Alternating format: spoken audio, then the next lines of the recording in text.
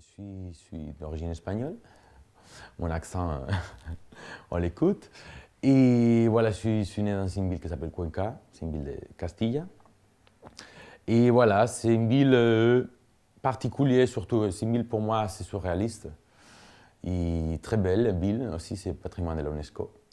Et voilà, avec une école de beaux-arts un peu particulier où j'ai fait mes études. Et voilà, dans l'époque, je parle comme ça, dans l'époque, c'était voilà, l'école des beaux-arts la plus expérimentale d'Espagne. J'ai fait une exposition, quand j'ai fini mon école des beaux-arts, les derniers, c'était faire une exposition. J'ai fait ma première exposition à Cuenca, la salle d'exposition. Et que c'était voilà, c'était plutôt des installations de sculptures. J'ai quelques photos dans mon dossier où j'ai travaillé beaucoup sur des installations avec des tissus, des vêtements, aussi des aiguilles. Après, voilà, j'ai fini mes études. J'ai commencé à faire un premier cours de doctorat. Et voilà, je ne voulais pas forcément faire du doctorat. Et je me dis, voilà, j'avais envie, depuis un espèce de désir infantile, d'enfance, dirais plutôt, désir d'enfance, de faire de la danse. Et voilà, et comme j'ai décidé d'aller vivre à Madrid pour mes doctorats. Et là, j'ai profité aussi pour commencer à faire des cours de danse contemporaine. Et 3 mois après, il y a un chorégraphe portugais qui est venu à Madrid à faire une audition. Et moi, sans aucune prétention, avec une amie, on s'inscrit. Voilà, on s'inscrit, c'est comme on fait un cours gratuit, et on va. Et voilà, et finalement, on a resté les deux, choisir, on a fait une autre audition à Lisbonne, et finalement, le chorégraphe a décidé de nous prendre dans son projet. C'était un grand projet qui s'est passé au Centre culturel de Belém, à Lisbonne. Un très bel espace. Et voilà, d'un coup, j'étais entouré de professionnels. Et le chorégraphe m'a dit, voilà, tu n'as pas d'expérience de danse, mais tu as une envie ça se voit que tu as une envie forte. Tu viens d'une école de beaux-arts et je sens qu'il y a un travail d'image aussi derrière, qui me suffit aussi pour mon travail. Voilà. Et j'ai fait mon premier spectacle, c'était fantastique. Et après, j'avais une idée pour faire un projet, j'ai demandé de l'aide au ministère de la culture portugaise. Ils m'ont donné l'argent pour produire ma première pièce, que c'était voilà, une pièce de groupe avec une danseuse portugaise, un vrai punk, je voulais travailler avec un punk, avec une expérience de rue, et voilà, une dramaturge espagnole, et aussi plasticien. Et voilà, et on fait une petite, ma première pièce. Ça m'a permis déjà développer une partie de moi qui était un peu cachée, voilà. Et apprendre des autres formes de voir l'espace, voilà. Entre ça, en 99, j'ai été invité à Madrid dans la salle Amadis pour faire une exposition collective. Et là, j'ai décidé de faire une installation complètement voilà, différente des choses que j'avais comme expérience, que c'était plutôt la peinture, la sculpture. Une installation vraiment photographique, sonore, avec un système d'odeur aussi, un dispositif d'odeur, des lumières, des sons, voilà, qui crée vraiment un espace où j'ai obligé au public à avoir un rapport physique avec l'image, avec les sens, les mélanges des sens. Après, j'ai travaillé avec un autre chorégraphe portugais. On est venu à faire un spectacle à Beaubourg, on est venu en résidence à moi, à Paris, à présenter un spectacle à Beaubourg qui s'appelle Existencia. Et là, ça faisait 5 ans que j'habitais à Lisbonne et j'ai décidé, je voulais partir à Berlin, c'était mon idée, je devais partir à Berlin. Et après venir à Paris, j'ai vu que, voilà, qu'il y avait quelque chose qui pouvait être bien pour moi, d'être là, d'apprendre une autre culture, et voilà. Cette activité de dessin, j'avais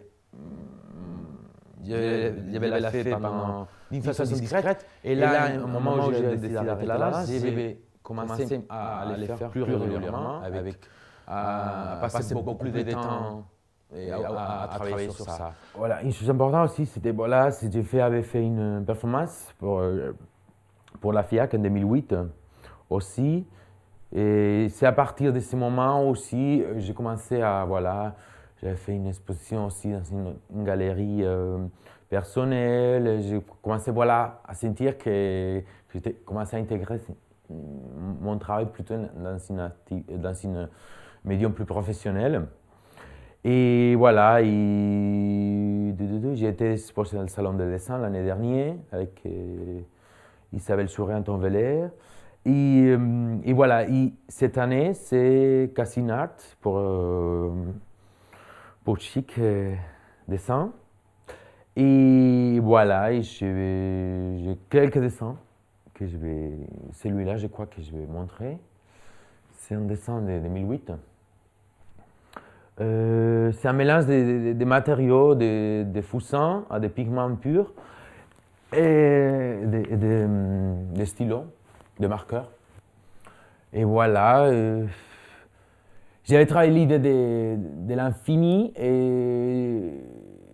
en utilisant les symboles de la lampe d'Aladin. Voilà l'idée que qu'est-ce que tu demandes à la lampe quand tu la touches, je lui demande à notre lampe, à notre désir.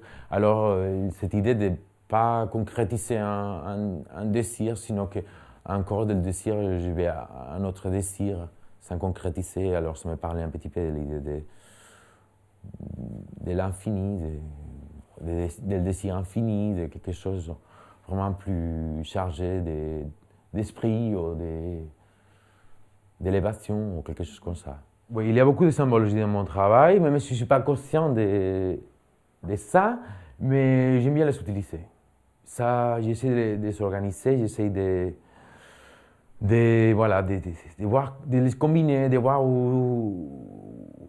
de créer une espèce de dramaturgie, de narrative entre eux pour parler des choses que je ne peux pas exprimer d'autre façon. Ah, ce tableau que j'ai mis là, c'est mon gâteau, un gâteau un peu spécial, où il y a un symbole de force comme la couronne d'épines. Et voilà, j'ai imaginé un gâteau d'anniversaire où avait à l'intérieur une couronne d'épines, un chocolat ou quelque chose comme ça. Voilà, c'est double aussi, c'est la douceur et pas la douceur. Et voilà, mon travail aussi c'est très ambigu à ce niveau-là. Il y a un côté double, toujours. Ah, c'est un autre portrait que je vais garder. Pour moi, c'est une petite collection, je crois que c'est des dessins très intimes, en même temps sont très violents. Dans les dessins, il y a quelque chose où tu ne peux pas mentir. Et à la vitesse que je l'ai fait, c'est pas possible de mentir. Et alors, j'aime bien ces séries. Les ballons, c'est aussi, il y a beaucoup à un moment des ballons qui venaient dans mon travail. Et j'aime bien parce que ça me permet de cacher le visage, pour donner un visage anonyme. Ça parle des rêves, de l'air, de l'enfance, c'est un symbole aussi complètement universel, comme la lampe. Ça, voilà, ça, je ne sais pas si on le voit très bien. Voilà, c'est une image assez fétiche. C'est une image fétiche. J'avais fait un tableau en 2003, les premiers jours de 2003, où c'est double bouche, c'est des bouches des vampires, et mélangées dans une seule. Mais chaque bouche des vampires, on dirait, il a un dent de vampire, une seule. Alors les deux ensemble, ça fait un vampire complet. Alors c'est comme une triangulation quelque part. Je triangule en utilisant un élément. Dans ce cas-là, c'est le bambou qui fait référence à un seul élément avec une bouche différente d'une autre. 2, 1, 2, 3. Triangulation. Et là, voilà, il y a plusieurs. Voilà, ça c'est des bambous, ça c'est les dents, ça transforme en des ballons. Ça part à un endroit plus difficile à comprendre. Pourquoi quelque chose qui va extraire l'énergie, c'est de l'air. Ça, c'est de faire des chevals. Encore, on dira que voilà, c'est. Après, c'est voilà, les symboles aussi te permettent à toi, pour exemple, là c'est des chaînes, ces espèces de dents qui se transforment en une espèce de chaîne un peu, c'est des chaînes, c'est des intestins, tu peux voir aussi, tu peux positionner aussi, parce que je ne veux pas non plus des fois préciser trop pour pour pas étouffer la possibilité de rentrer le sang. Alors des fois, c'est aussi dans la suggestion où je trouve beaucoup déjà des plaisirs et des...